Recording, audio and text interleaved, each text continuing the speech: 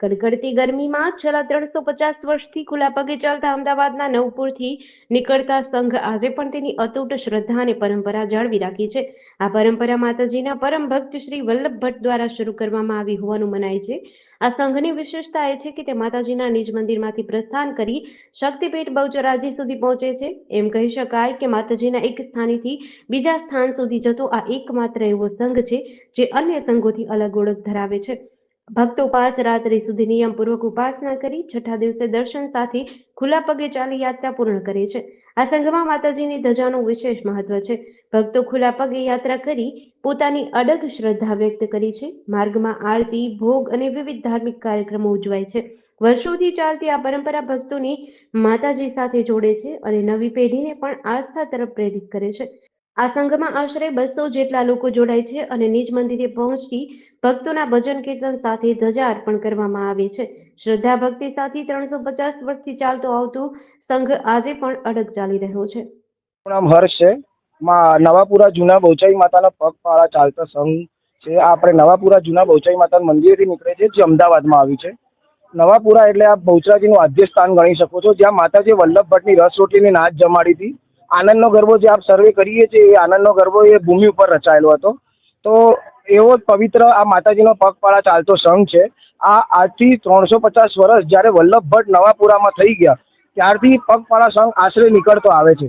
એવું કહી શકાય કે જ્યારે માતાજીના નવરા નોરતા ચાલતા હોય ચૈત્ર મહિનાના, અને એના પછી વલ્લભ ભટ્ટને માતાજીના દર્શન કરવાની ઈચ્છા થતી હતી, તો એ નવાપુરાથી પગપાળા ચાલતા સંઘ લઈને નીકળતા હતા, જે ઉઘાડા પગે નીકળતા હતા.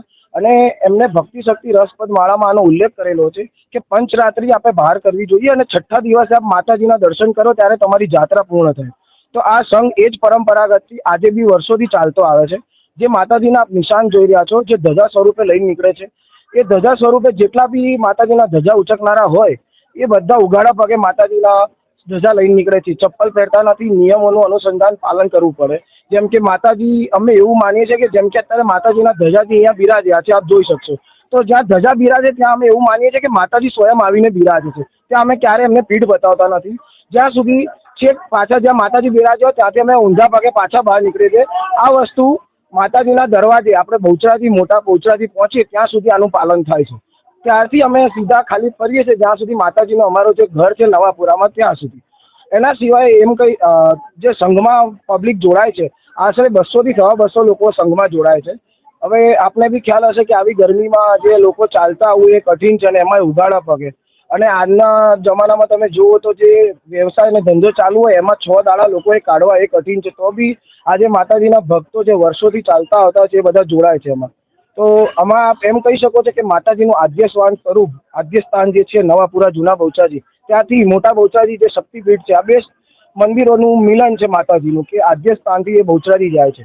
જે દિવસે માતાજીનો સંઘ 14ના દિવસે વલ્લભ ભટ્ટની વાવે પહોંચે છે, ત્યાં પહેલા ધજાજીને મૂકવામાં આવે છે, અને એના પછી વલ્લભ ભટ્ટની વાવની વિશિષ્ટ પૂજા થાય છે. ત્યારબાદ માતાજીની ધજાની પૂજા થાય છે. એના પછી માતાજીના સામૈયું થાય બહુચરાજીમાં, અને બહુચરાજીમાં સંઘ પહોંચે છે. બીજા દિવસે પૂનમની વાત કરીએ તો સવારે, ચૈત્રી પૂનમના દિવસે સવારે 4 વાગે વલ્લભ ભટ્ટની પરંપરાગત આપણે સંખલપુરમાં પહેલા માતાજીનું નિશાન ચડે છે.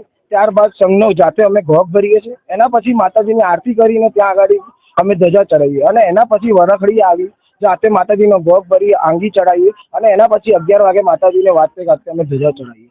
જેડીસી ન્યૂઝ સાથે સંજીવ રાજપૂત, અમદાવાદ.